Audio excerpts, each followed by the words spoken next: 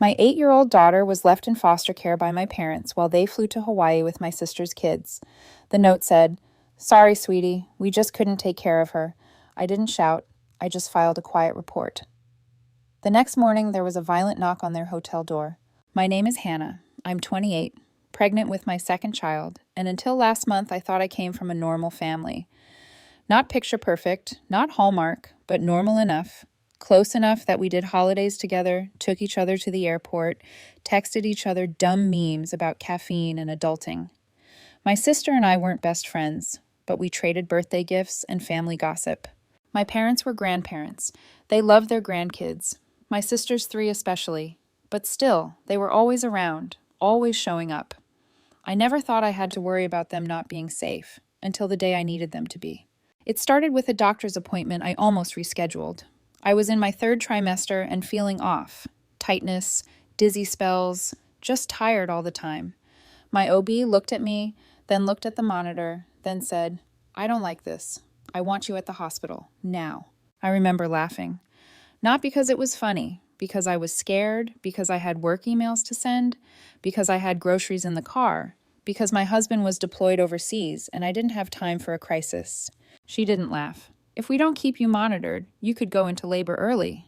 So they wheeled me into a room and told me not to move, not to stress, not to think about anything except keeping my baby boy safe. Right. Sure. No stress, except for the part where I suddenly needed emergency care for my 8-year-old daughter. Her name is Ellie. She's the kind of kid who cries when books end, who organizes her pencils by color, and whispers sorry to bugs she accidentally steps on. She's brave in quiet ways, sensitive in every way, and absolutely not someone I was okay leaving with just anyone. But I didn't have just anyone. I had my parents. They lived 10 minutes away. They were already watching my sister's 3 kids that week. Ellie adored her cousins.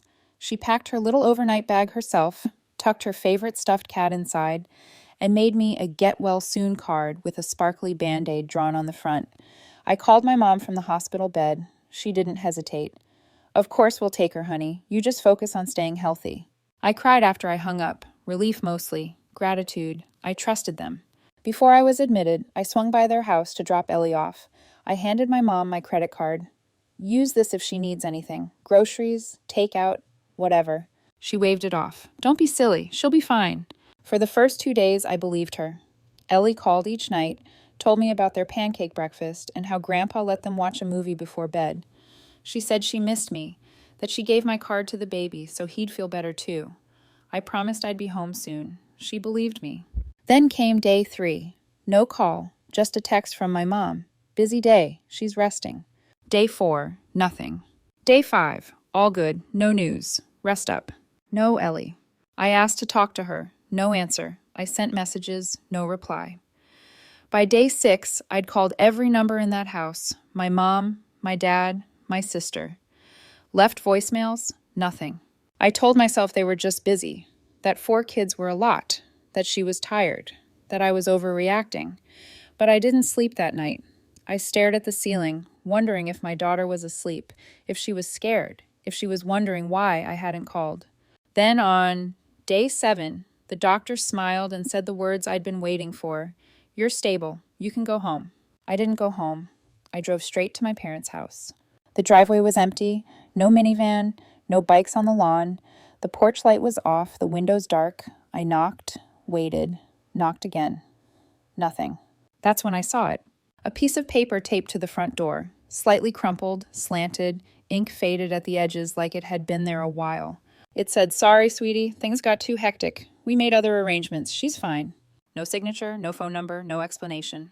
I stood there, reading that line over and over, like it might eventually turn into English. Other arrangements. I called my mom, straight to voicemail. That voicemail. My sister? Nothing. I called again, and again, and again. Nothing. I don't remember getting back in the car, just the sound of my heart in my ears, and the word arrangements bouncing around my skull like a pinball. I drove to the nearest CPS office and walked in, still wearing hospital socks. I gave them my daughter's name, my name. The woman behind the desk asked me to wait. Then she came back and asked me to come with her. That's when I knew. Ellie had been dropped off 4 days earlier. No emergency contact, no signed form, no explanation, just left. She was with a foster family now. They said she was safe, that she'd been quiet, polite, a little withdrawn. I nodded, like that was supposed to make me feel better. I think I said thank you. When I finally saw her, she ran to me, her face crumpled. She didn't ask where I'd been. She just kept saying, "I'm sorry, I was good. I tried to be good." That night, she wouldn't let go of my hand. Not when we got in the car, not when we got home, not even when she fell asleep, curled beside me under the blanket her dad gave her last Christmas. I sat there listening to her breathing, one hand on my belly, one on her back, and I kept thinking, I thought we were a normal family. I thought they loved her. Ellie stayed close those first few days. Too close. She wouldn't let go of me, not for a second. She followed me to the bathroom, the laundry room, the front porch. She even stood outside the shower, asking every minute, "Are you almost done?" She didn't talk much, just curled up beside me on the couch, clutching her stuffed cat like a shield. I let her. I didn't ask questions she wasn't ready to answer. At night, she woke up crying. Not loud sobs, the quiet kind, the kind that soaks into a pillow. One night I whispered, "What are you thinking about?" She said, "They said I was too much." I said, "Who did?" She didn't answer. I made us pancakes the next morning. She stared at them, then whispered, "Grandma told me not to be fussy." My hands started shaking. I was trying so hard to stay calm, to keep everything gentle and steady, but I was unraveling, fully, quietly. I still hadn't heard a word from my parents. From my sister, no check-in, no explanation, no apology, just that note on the door and a silent phone. On the third day after I brought Ellie home, I cracked. I went digging. Started with my bank app. I hadn't checked it since the hospital. I opened it, expecting maybe a grocery charge, some gas, a Target run. What I saw instead were back-to-back charges from a resort. Airfare, rental car, 4-night stay, spa service, multiple room service bills, a boat tour. All from Hawaii. I just stared at the screen, scrolling, my thumb frozen. They used my credit card, the one I gave them for Ellie, the one I handed them like an idiot, thinking they'd spend it on juice boxes and peanut butter. I told myself there had to be a mistake. Maybe someone stole it. Maybe it got hacked. Maybe. And that's when I opened Instagram. I don't even know what I was searching for. I clicked on my sister's profile. There was a story highlight titled Alahia, palm trees, cocktails. A group shot. My parents, my sister, her husband, all 3 of her kids smiling in leaves with the ocean behind them. Caption: family vacation before school starts. Family. Not one word about Ellie. Not one clue she ever existed. They left my daughter in foster care and flew across the ocean with my sister's kids, and then had the audacity to call it a family trip. I felt something snap. Cold, clean, like a rope breaking. I called my mom first. No answer. Then my dad. Then my sister. I tried again and again. Finally, my sister picked up. I didn't even wait for hello. "Where is Mom?" "Oh, she's out by the pool. Why?" "You left Ellie in foster care and went to Hawaii." Long pause, then, "We didn't leave her in foster care. We just couldn't take care of her, okay? You were in the hospital. We had this trip planned. It wasn't ideal."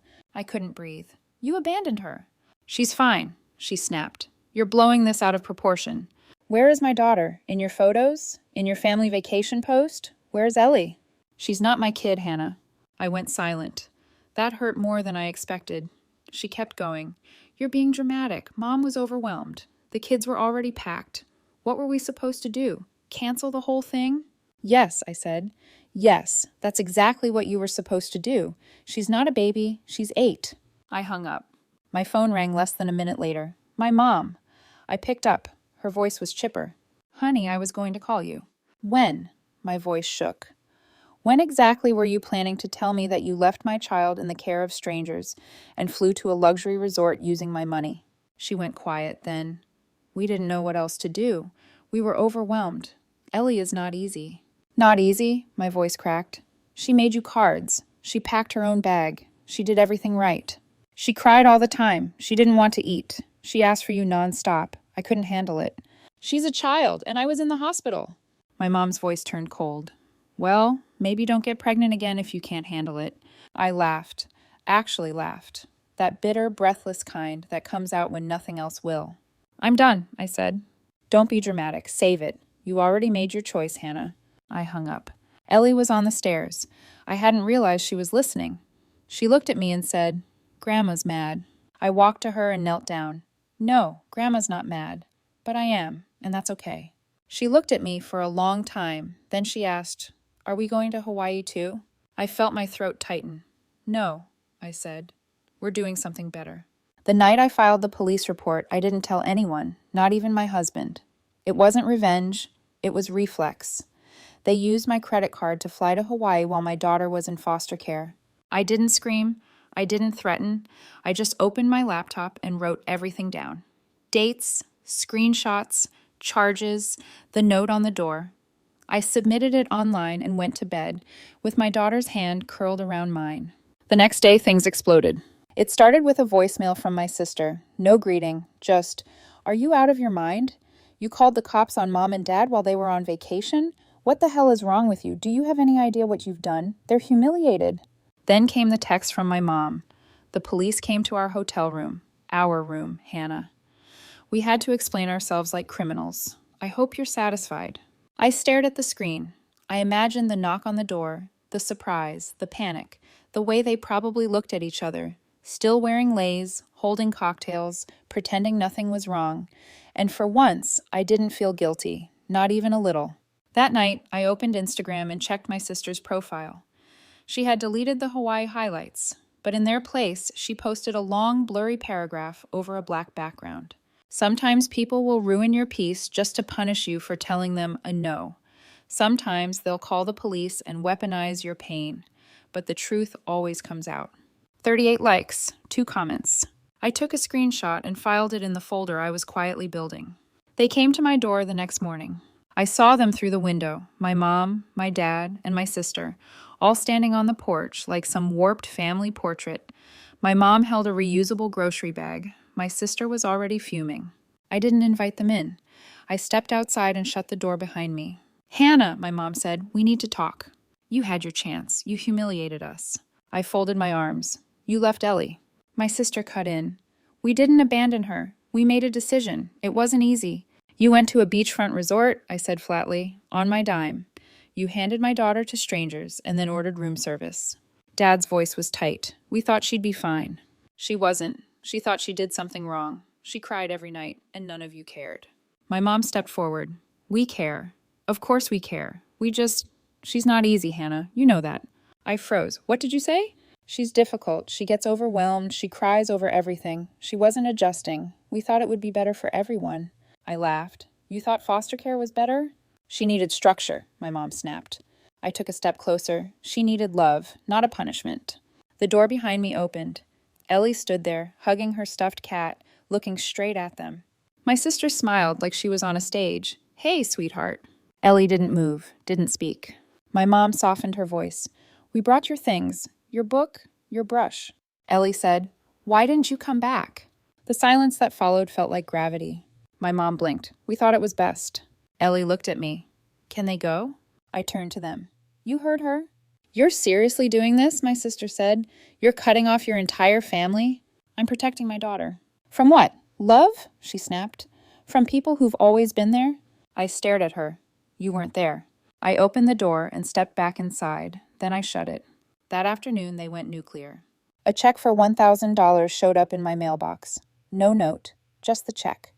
Memo line, "For Ellie, with love." I wrote void across the front and taped it to the trash can lid. My mom texted me, "Pregnancy hormones make people irrational. You need to calm down." I blocked her. That night, while Ellie was asleep, my phone buzzed again. Unknown number. I picked up. "Miss Porter, this is Natalie with Child Protective Services. We received an anonymous report expressing concern about your home environment." My stomach dropped. "They claim you've been emotionally unstable, isolating your daughter, and retaliating against family. They described you as vindictive and erratic." Of course they did. I stayed calm, answered her questions, offered references, medical documents, even Ellie's school counselor's contact. I told the truth, every word. She said, "Thank you. I'll follow up soon." I sat in silence for a long time after that. Then I opened the folder again. It was getting thicker, more screenshots, more notes, more proof. They thought I would break, but they forgot this time I wasn't alone. The next night, I was cleaning up dinner when I heard the front door open. Ellie ran to the hallway. I followed, tired, expecting a draft or the delivery guy. Instead, I saw my husband. He was home. He dropped his duffel bag and caught Ellie as she jumped into his arms. Her whole body relaxed for the first time in weeks. Mind if I... He looked at me and said, I'm not going back. We'll figure something out. And just like that, I knew the three of us were going to be okay. But the people outside our door, they had no idea what was coming. For a few days, it was quiet. After the CPS visit, the angry voicemails, and the social media meltdowns, my parents went dark. No calls, no texts, no surprise visits. I started to think maybe they were finally done. But manipulators don't disappear. They wait, they regroup, and then they come back with a smile. It started with an envelope in the mail, no return address, just my name and my mother's handwriting. Inside was a card. Let's talk. Don't let this tear our family apart. There was a photo tucked in too. Ellie, maybe 4 years old, sitting on my dad's shoulders. I'd taken that picture. It was one of her favorite days, before she knew what betrayal looked like. I threw the card away, kept the photo. Not for them, for her. That night, my sister texted me, You've made your point. Now undo it. They're breaking. I didn't answer. The next day, my parents sent a flower arrangement to Ellie's school. Pink roses with a note. From Grandma and Grandpa. We love you and we're sorry. Her teacher called me, concerned. Should I send them back? No, I said. Just throw them out. That night, Ellie asked me, Did Grandma bring me those? I nodded. She said, Do I have to say thank you? No, baby, I said. Not this time. Then came the neighbors. Mrs. Kaplan from across the street stopped me while I was loading groceries.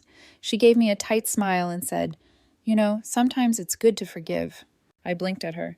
Excuse me? Your mother came by. She said you were going through something, that you might not be thinking clearly. I laughed. I couldn't help it. Did she mention the part where she left my daughter in foster care? Mrs. Kaplan's smile faltered. Well, no, but she said it wasn't as bad as it sounds. Of course she did. After that, the messages got more frantic. You're ruining this family. Ellie needs her grandparents. Think about how this will affect her long term. We've supported you your whole life. You always overreact. Then came the classic. You'll understand when you're older. I am older. I'm older now than I ever wanted to be. Then my mom showed up at my work. I saw her through the window of the main office, standing there with a container of banana bread, like this was some kind of reunion episode. I didn't go out. I asked the receptionist to tell her I was unavailable. That was it. But that night, Ellie came home with a note in her backpack. No name, no handwriting I recognized, just a sticky note tucked between her notebooks. Don't blame your mom. She doesn't mean to keep us away. Ellie handed it to me with wide eyes. Is this from Grandma? I didn't lie. Probably. She didn't say anything after that, just quietly went to her room and shut the door. I sat at the kitchen table for 20 minutes before my hands stopped shaking. Then I changed every pickup password at her school and called the principal. He didn't even hesitate. We'll update her file. No contact, not even a wave. The next morning, I woke up to find sugar poured all over my front porch. Not a little. A mountain. There were ants crawling up the steps, swarming the doormat. Taped to the door was a ripped page from one of Ellie's old drawings. Just one word scribbled across it in thick red marker. Liar. I didn't report it. I just cleaned it up and kept the page. My husband sat me down that night. He'd been quiet for days, letting me take the lead, letting me decide how far to push. But now he looked at me and said, We need to end this, all the way. I nodded. The next day we made a plan. We found a new place, small town, fresh start. We didn't tell anyone where we were going. We packed in silence, while Ellie played in the living room, humming to herself. The only thing I left behind was a small white envelope taped to the front door. Inside, a copy of the note they left when they abandoned her. I wrote 3 words underneath it. Now you understand. We left at sunrise. Ellie fell asleep in the back seat, her cat in her arms, the picture from the fridge tucked into her backpack. I didn't cry. I didn't look back, not once. But before we crossed the county line, I pulled over at a gas station, opened my phone, and logged into the police department's online reporting system. I uploaded the note they left, the screenshots, the bank records. I didn't add commentary, just facts. When I hit submit, I felt my hands stop shaking, for the first time in weeks. Fast forward 10 months. They were charged, child endangerment and fraud. No jail time, but fines, a record, and a court order. No contact with Ellie. Ever. We moved. Quiet town, small house, lemon tree in the yard. The baby came early, healthy, loud, perfect. Ellie calls him Captain Yawn. She reads to him every night. My husband works from home now. He makes breakfast, sings lullabies, leaves love notes in my coffee mug. She's okay now, really okay. Last week, she taped a drawing to the fridge, the four of us standing under a big yellow sun. She titled it Our Real Family. And sometimes when she thinks we're not listening, she looks at her little brother and whispers, "You're safe now." That's all I need. Do you think I did the right thing, or did I go too far? Let me know in the comments, and hit subscribe for more stories.